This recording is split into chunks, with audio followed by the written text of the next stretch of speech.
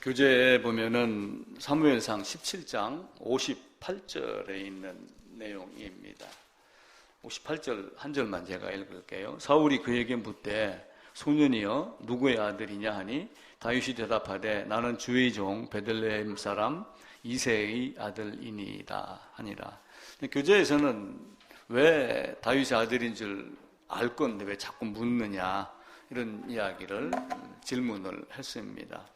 지난주에도 누구의 아들인가 묻는 내용이 있었죠. 오벳이 보아스의 아들이냐 아니면 말론의 아들이냐. 보아스가 씨를 줬기 때문에 당연히 보아스의 아들입니다. 그런데 이제 이스라엘의 또 고대 근동의 어떤 제도 때문에 계대 결혼, 형사 치수제가 있어서 보아스의 아들이지만 또 말론의 아들로 말론의 가문을 이어가도록 했습니다. 특히 이제 홀로 된 여인을 보호하고 하는 여러 가지 측면이 있지요. 들여나가서 양떼를 치고 하는 어떤 이런 어려운 사회, 또 전쟁이 일어나면은 많은 남자들이 전쟁에서 죽습니다. 이제 그러면 남은 사람들을 누군가가 책임져야지 되는데 그걸 하기 위해서 계대 결혼, 형사 치수제 이렇게 두 가지를 말씀을 합니다. 그러면서 제가 말씀드렸던 것이 고엘에 대한 말씀을 드렸죠. 고엘. 기억나시죠? 고엘. 또 하나, 가알로 이제 말씀을 드렸습니다. 가알. 그래서 구속자, 되찾다, 이런 의미를 가지고 있습니다. 그러면서 제가 아담과 예수님의 관계를 이야기를 했어요. 성경에서는 예수님을 우리의 맏아들로, 주님의 맏아들로 표현을 합니다. 이 맏아들이 세상에 들어와서 이 땅에 많은 사람들을 아들들 삼으려고 그런다. 그러면서 이제 한 근원에서 났기 때문에 거룩하게 하는 자와 거룩함을 입은 자가 한 근원에서 났으니까 형제라 부르기를 부끄러워하지 않는다라고 하며 성자 하나님이지만 또 한편으로는 아들의 입장으로 맏아들의 개념, 아들들의 개념을 갖고 있어요. 그러니까 세상 말로 표현하면은 형님 이제 이런 의미인데 형님이 될 수는 없지만 우리가 이제 의미상으로 그렇게 보는 거예요. 그래서 내가 아담 안에 있었을 때 또 아담이 에덴에 있었을 때 사실 에덴을 죽인 자가 누구냐면은 사탄입니다. 근데 그것을 그 첫 아담이 그렇게 해서 죽었는데 둘째 아담이 와서 그걸 회복하는 과정으로 제가 전개를 해서 말씀을 드렸습니다. 아주 틀린 말은 아니고 이스라엘의 전체적인 걸 따져보면은 그렇게 됩니다. 만약에 내가 죽임을 당했어요. 그러면은 그게 이제 고의적이라고 만약에 할 것 같으면은 내 아들이나 내 동생이나 내 형이나 누군가가 쫓아가서 그를 죽이려고 하지요. 그때 이제 그 복수하는 것, 그걸 이제 고엘의 개념으로 본 겁니다. 그러니까 아담이 범죄를 했지만 사실은 아담을 꼬인 사탄의 벌책도 엄청나게 큽니다. 꼬임 당한 아담도 문제지만은 이제 인간론으로 봤었을 때는 아담이 스스로 범죄를 한 거예요. 사탄의 꾀임이 들어왔지만 결정한 건 누구예요? 아담 본인이기 때문에 아담이 원해서 죄를 지었다 이렇게 말할 수가 있습니다. 그런데 또 한편으로는 그 원인을 제공한 사탄은 또 하나님에게 엄청난, 그래서 마지막에 영원한 형벌에 이렇게 처하게 되지요. 그래서 그 예수님의 십자가가 사실은 예수님만의 십자가가 아니라 나를 죽이는 과정이다. 이제 그게 보여야지 성경이 보이기 시작을 합니다. 나를 죽이기 위해서 그분이 죽으셨는데 그 죽음 아래 내가 있느냐 없느냐라고 하는 것을 성경은 말해요. 그러면서 갈라디아에서 내가 그리스도 함께 죽었나니 라고 암송은 하지만 함께라는 개념을 사람들이 생각을 하지 않아요. 왜 암송을 할 때는 함께 죽었나니 이렇게 놓고 실제 내가 예수 안에서 죽었다. 그럼 예수님의 대속이다. 이걸 두 가지를 놓고 싸움을 하는 거예요. 근데 성경 전체의 큰 윤곽을 보면은 하나님이 나를 대신하여 죽으면서 나를 그 안에 집어넣는 것을 구약의 각종 모형과 제사를 통해서도 가르쳐 줍니다. 그래서 예수님의 십자가는 내가 예수 그리스도와 함께 이렇게 이야기를 하지만 골로새서의 경우는 내가 어떤 존재예요? 아담이 범죄를 했습니다. 아담이 범죄를 해가지고 아담이 죄를 지었어요. 그럼 요 아담 안에 있는 아담들이라고 제가 표현을 했는데 이 아담들은 뭐예요? 죄인이 됩니다. 그럼 이걸 다스리는 사탄이 있지만 사실은 이 사탄이 전부 다 다스리기 때문에 나는 누구의 종이에요? 죄의 종이라고 하는 법조문이 딱 형성이 된 거예요. 하나님 보기에 너는 죄의 종이라고 하는 종의 문서가 이미 작성이 되어 있는 거예요. 그래서 예수님의 십자가는 이 법조문으로 쓴 증서를 죄에서 없앴다라고 하는 거죠. 근데 법조문으로 쓴 증서를 무슨 방법으로 없앴느냐? 증서만 없앴느냐? 그것은 아니고 나를 죽임으로 증서가 효력을 발하지 못하게. 그게 이제 히브리서 2장에 있는 말씀이고, 함께 죽었으면 함께 살 것이요 라고 하는 그 말씀을 합니다. 골로새서 한번 찾아보겠습니다. 골로새서 2장입니다. 2장 14절입니다.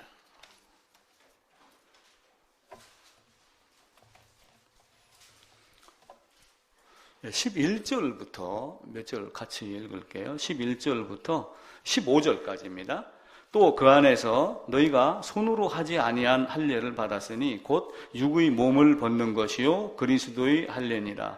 너희가 세례로 그리스도와 함께 장사되고 또 죽은 자들 가운데서 그를 일으키신 하나님의 역사를 믿음으로 말미암아 그 안에서 함께 일으키심을 받았느니라. 또 범죄와 육체의 무할례로 죽었던 너희를 하나님이 그와 함께 살리시고 우리의 모든 죄를 사하시고 우리를 거스르고 불리하게 하는 법조문으로 쓴 증서를 지우시고 제하여 버리사 십자가에 못 박으시고 통치자들과 권세자들을 무력화하여 드러내어 구경거리로 삼으시고 십자가를 그들을 이기셨느니라. 통치자와 권세자를 무력화시킨 것은 그들을 죽여 없앤 것이 아니라 나를 다스리는 것을 없애기 위해서 나를 죽인 것, 나를 없앤 것. 그러면서 내가 죄인이라고 하는 증서를 내가 나를 죽이면서, 예수님이 나를 죽이면서 그 증서가 효력을 발하지 못하게 이렇게 한 것입니다. 그래서 율법으로 말미암아 율법으로 죽임을 당했으니라고 하는 그 율법이 사실은 뭐냐면은, 율법은 죄인은 죽어야지 된다 하는 그 율법이 죽음으로 죽는 거예요. 그래서 제가 어떤 말씀을 계속 반복해서 드렸냐면은, 예수님의 죽음이 우리에게는 은혜지만 예수님 당사자로 예수님의 편에서 보면은 예수님도 율법의 요구대로 죽으신 것이다. 그 율법의 요구에 따라서 죽어서 하나님이 죄인은 반드시 죽는다라고 하는 율법을 성취하여 그것이 나에게 은혜로 다가온 것이지 다른 것이 아니다. 근데 우리는 내가 우리 주님과 함께 십자가에 못 박혔나니 라고 하는 말은 하지만 내가 죽은 적도 없고 주님 안에 들어간 적도 없는데 함께 죽었다고 자꾸 암송을 하고 있고, 이렇게 하면 성경과 위배되는 것들을 많이 하고 있습니다. 대표적으로 이제 히브리서에서는 세력을 잡은 자 마귀를 없애야 한다. 죽음으로 이렇게 말씀을 하죠. 그래서 내가 죽으면은 상대가 나와 관계가 끊어져요, 안 끊어져요? 끊어집니다. 제가 박 집사님한테 1,000억 원을 받을 증서를 내가 갖고 있어요. 그런데 그 증서를 십자가에 못 박았다라고 하는 얘기는 내가 당신을 죽으면 이 증서가 사실은 효력이 있어요, 없어요?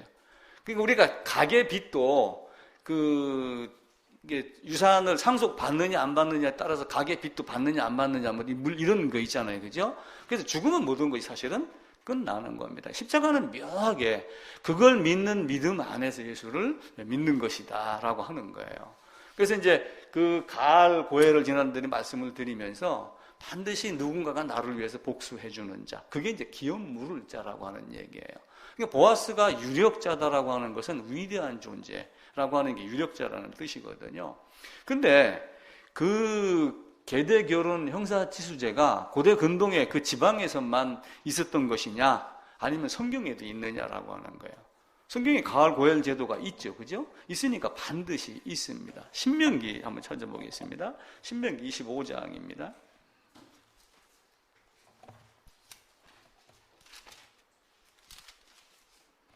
25장 5절입니다. 우리 4절만 주로 많이 읽습니다. 25장 4절을. 근데 25장 5절을 읽어야지 됩니다.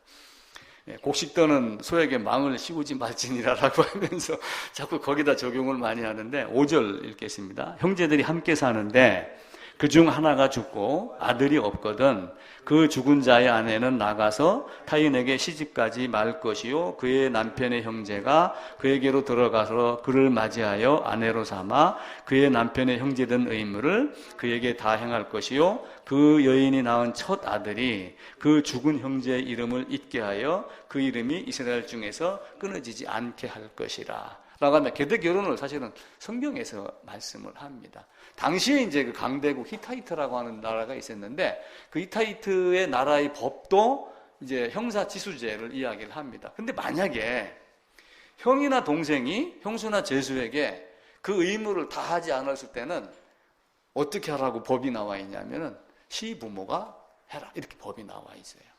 그래서 유다와 다말도 원칙적으로 하면은 다말이 정상적인 법을 활용을 한 거예요. 그래서 유다와 다말을 우리는 그냥 엉뚱한 불륜으로만 여겨지지만 사실은 불륜이라고 볼 수도 있죠. 근데 그 히타이트법, 이 신명기 25장 이런 것들을 근거로 하면은 다말은 그 기업을 받으려고 원래 법에 저촉받지 않는 법대로 사실은 한 거예요. 왜냐하면 엘이 죽고 오난도 안 줬죠. 셀라도 안 줬잖아요. 그러니까 갈 데가 없잖아요. 그러면 누구 책임이에요? 시아버지 책임이다. 그러니까 나중에 다말이 갔었을 때 이 배부른 자의 주인이 이 사람입니다 라고 하고 지팡이하고 이걸 쭉 내놨잖아요. 도장하고. 그러니까 뭐라고 그래요? 다말이 옳도다. 의롭다라고 얘기를 한 거예요. 왜 다말이 의롭다고 했겠어요? 법을 지켜서 그 기업을 이었기 때문에 그렇습니다. 그래서 제가 인터넷으로 자료를 조사를 해보니까 계대 결혼 형사치수제가 고구려하고 부여에도 있었다고 인터넷에 나오더라고요. 그리고 이제 우리도 보면은 지금 뭐 이제 대리 뭐 시바지 뭐 이런 것들이 있잖아요. 그게 아마 그런 영향을 쭉 받을 것 아니냐. 그래서 내가 지난번에 그 얘기를 한번 드렸어요. 신집사님한테. 그 박인규 집사님한테 서방님 이렇게 하길래 혹시 계대 결혼을 염두에 두고 그런 습관이 우리나라에 내려온 관습이 내려온 것이 아닌가. 제가 이런 생각을 퍼뜩 해봤어요. 야, 알게 모르게 어떤 성경에 있는 것들이 많이 배어 있구나. 이런 생각을 했죠. 그런데 이제 우리는 구속사적 관점에서 고엘, 가알로 계대 결혼을 보고 형사치수제를 보면은 뭔가 나를 위해서 복수할 자, 또 나를 위해서 그 기업을 이어줄 자. 그래서 이제 예수님과 이제 연결을 시켜가지고 그렇게 했죠. 그래서 기업 물을 자, 되찾을 자, 복수할 자, 구속할 자, 이게 이제 가알, 고엘이라고 하는 뜻입니다. 근데 오늘의 주제는 이제 그 사울하고 다윗의 관계입니다. 오벳이 이제 누구의 아들이냐라고 했는데 사무엘상에서 또 그럼 다윗이 누구의 아들이냐 이렇게 묻습니다. 자, 사무엘상 16장부터 가서 보면은요. 사울하고 그 다윗하고 만나는 장면이 이제 몇 군데가 있습니다. 16장부터 한번 보겠습니다. 이제 사무엘이 가가지고 기름 부으려고 그렇게 했죠. 사실 대상이 누구였어요? 다윗이었는데 이제 사무엘이 온다고 하고 뭔가 좀 기름 부음 이런 낌새를 챘는지 아들 7명이 줄을 딱 섰단 말이에요. 근데 마지막에 말자는 안 보이는 거예요. 근데 엘리압 장손의 엘리압을 보고 야 쓸만한 놈이다 라고 딱 생각을 했는데 사무엘이 지나가 보면서 아니야 이렇게 되니까 또 하나 누구 있느냐? 우리 막내가 저쪽에 있습니다. 이렇게 하면 다르게 이야기를 하죠. 근데 그 다윗이 누구의 아들이냐면은 이새의 아들입니다. 보아스, 오벳, 이새, 다윗 이렇게 되죠. 그러니까 이새는 보아스가 유력자며 부자였고 기업을 이을 정도 자기 땅, 자기 돈을 들여서 사가지고 물려줄 정도 됐으니까 할아버지가 보아스였으니까 이새도 부자였겠어요? 아니었겠어요? 이새도 나름대로 어떤 그 장손, 종손의 개념으로 내려오면서 재산도 아마 물려받을 수 있을 것이고 족장의 개념도 물려받았을 것이고 그럼 어쩌면 사울이 이새도 알고 있지 않느냐 이런 생각을 해보는 겁니다. 그래서 다윗은 이새의 아들이다. 사울은 누구의 아들이냐 자꾸 묻지만 근데 마태복음 1장 누가복음 3장에 가면 이제 이새의 아들이 다윗이 계속해서 반복해서 나옵니다. 이제 17장으로 가게 되면은 사무엘상 17장입니다. 25절입니다. 이스라엘 사람들이 이르되 너희가 이 올라온 사람을 보았느냐? 참으로 이스라엘을 모욕하러 왔도다. 그를 죽이는 사람은 왕이 많은 재물로 부하게 하고 그의 딸을 그에게 주고 아버지의 집을 이스라엘 중에서 세금을 면제하게 하겠다. 이제 이 이야기가 골리앗하고 전쟁 나가기 이전에 이미 형들이 이야기를 합니다. 그 주위에서 이렇게 한다라고 이제 이야기를 하고 그러죠. 그런데 다윗이 누구의 아들이냐를 몇 번을 묻느냐면은 3번을 연속해서 묻습니다. 55절입니다. 17장 55절. 이제 사울은 다윗이 블레셋 사람을 향하여 나아감을 보고 이제 골리앗하고 싸우러 나갈 때예요. 군사령관 아브넬에게 묻되 아브넬아 이 소년이 누구의 아들이냐? 아브넬이 이르되 왕이여 왕이 사심으로 맹세하옵나니 내가 알지 못하나이다 하매 왕이 이르되 너는 이 청년이 누구의 아들인가 물어보라 하였더니 하면서 이제 거기서 시차가 약간 발생을 하고 골리앗의 목을 끊고 목을 들고 이제 다윗이 들어오는 장면이에요. 그때 이제 그거 57절 읽었던 대로 블레셋 사람의 머리가 그의 손에 있은 채 아브넬이 그를 사울 앞으로 인도하니까 사울이 누구의 아들이냐 이렇게 묻습니다. 그러니까 이 다윗이 뭐라고 대답하냐면 나는 주의 종 이새의 아들 다윗입니다. 이렇게 이야기를 해요. 근데 왜 꼭 주의 종이라는 말을 붙였을까라고 하는 거예요. 그래서 제가 몇 군데 이게 주석을 찾아보니까 다윗이 엄청난 능력을 가지고 골리앗을 죽였어요. 이새의 아들입니다. 유력자 보아스의 아들이고, 근데 사울이 왕이 되면서 사실은 많은 것들을 못했습니다. 자기 이익을 구하다가 사무엘에게 혼나기도 하고 이제 왕위 자리를 빼앗아서 다른 사람에게 주겠다라고 이렇게 하고 있는데 갑자기 누가 등장을 하냐면은 다윗이 등장을 하는 거예요. 그러고 보니까 사울이 어떤 마음을 들겠어요? 이놈 죽일 놈 아니야? 이런 생각 들겠어요? 안 들겠어요? 느헤미야라고 하는 사람이 있습니다. 이제 에스라, 느헤미야, 에스더가 있는데 스룹바벨하고 에스라가 이제 돌아와서 성전 건축을 하고 율법을 가르치기로 하고 이렇게 했는데 중간에 어떤 일이 이제 발생을 하냐면은 이스라엘 성문이 불탔다 뭐 이런 이야기를 듣습니다. 그게 누가 듣냐면 느헤미야가 들어요. 그래가지고 느헤미야가 자기 그 있던 페르시아 왕에게 가가지고 딱 나아가는데 얼굴에 근심 걱정이 있는 거예요. 그러니까 느헤미야 한번 찾아봅시다. 느헤미야 2장입니다. 1절부터 제가 읽을게요. 727쪽입니다. 아닥사스다 왕 제20년 니산월에 왕 앞에 포도주가 있기로 내가 그 포도주를 왕에게 드렸는데, 그러니까 이제 술 맡은 관원이 된 거예요. 술관원. 그러니까 술관원이 사실은 비서실장의 개념입니다. 독이 들었는가 안 들었는가 음식 같은 거 다 확인하고 큰 어떤 권세를 가졌죠. 포도주가 있기로 내가 그 포도주를 왕에게 드렸는데 이전에는 내가 왕 앞에서 수심이 없었더니 왕이 내게 이르시되 내가 병이 없거늘 어찌하여 얼굴에 수심이 있느냐. 그러니까 얼굴에 왜 수심이 있느냐 이 말은 무슨 얘기겠어요? 혹시 이놈 반역을 꿈꾸다 나한테 들킨 것 아니야? 그 의미로 물은 거예요. 그러니까 느헤미야가 얼른 말을 바꿔가지고 원래 있던 이야기를 합니다. 내 고향 예루살렘에 성이 건축이 됐는데 이게 지금 어떤 이상한 사람들에 의해서 불이 타고 이렇게 막 폐허가 돼가는 중입니다. 그래서 내가 걱정거리가 있는 얼굴입니다. 이렇게 하면서 죽음에서 살아나고 그때 아닥사스다 왕비가 옆에 있었어요. 그때 이제 느헤미야가 그 사람들은 그럽니다. 여인이 옆에 있을 때 뭔가를 이렇게 찔러서 요구를 해야지 된다. 그래야지 아닥사스다 왕비 때문에 체면 살리느라고 다 들어준다. 이렇게 생각을 하는 사람도 있는데 어쨌든 내가 이렇게 휴가를 좀 가야 됩니다. 그래가지고 휴가를 12년을 얻습니다.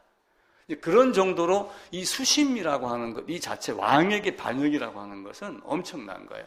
어쩌면은 다윗이 나는 주의 종 이새의 아들 다윗입니다라고 주의 종이라고 하는 단어를 쓴 것 자체가 어쩌면 이런 수심과 같은 의미, 아무도 건들지 못한 골리앗을 쓰러뜨리고 이미 나에게서 왕권이 떠났다는 걸 사울은 알고 있고, 그리고 이제 뒤이어서 18장에서 뭐가 일어나요? 여인들이 일어나가지고 다윗이 죽인 자는 만만이고 사울이 죽인 자는 천천히다라고 하면 그때부터 이제 악령이 돌고 사울이 이제 정신이 좀 왔다 갔다 하고 이제 이렇게 하기 시작을 하잖아요. 물론 그 전이지만 다윗이 의도적으로 아마 주의종이라고 하는 것을 꺼내지 않았을까. 그래서 네가 누구의 아들이냐, 누구의 아들이냐 자꾸 묻는 것 자체가 어쩌면은 의심, 누군가가 진짜 몰라서 그런 것이 아니라 이 존재가 위험한 존재가 아닌가. 저 생각하기는 그래서 물은 것이 아닌가. 이런 생각을 해보게 됩니다. 그래서 누구의 아들이냐를 연속해서 3번을 물어요. 아브넬에게 묻고 또 아브넬에 가서 누구의 아들이냐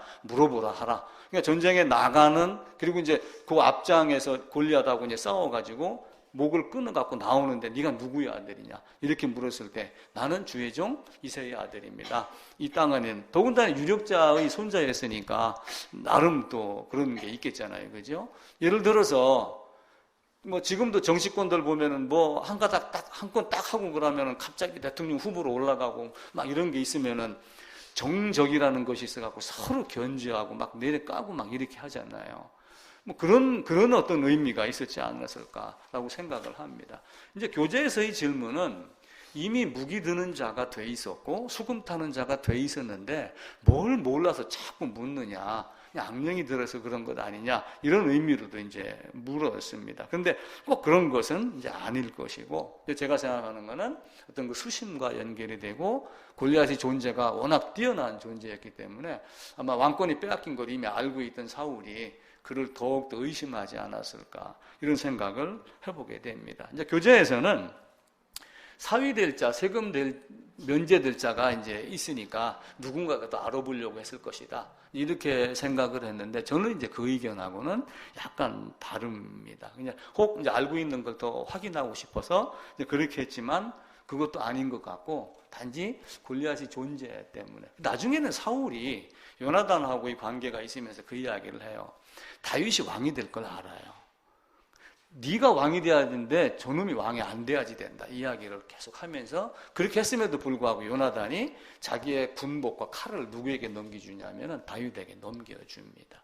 왜냐하면은 그 요나단이 보기에 하나님의 섭리를 아는 거예요. 사울이 족속으로 되는 게 아니라 유다 족속으로 되는 것. 그렇게 하면 요나단이 내 자식들, 내 후손을 부탁을 한다. 이렇게 해갖고 나중에 이제 무비보셋인가가 등장을 하지요.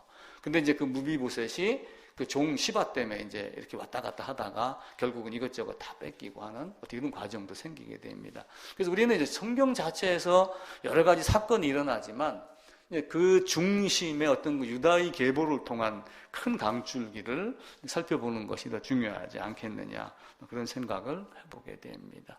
그래서 오늘 누구의 아들이냐는 아들을 확인하기 위함이 아니라 혹시 반역할 수 있는 가능성이 있는 존재가 아닌가 저는 이제 그렇게 해석을 해보았습니다. 하나님 아버지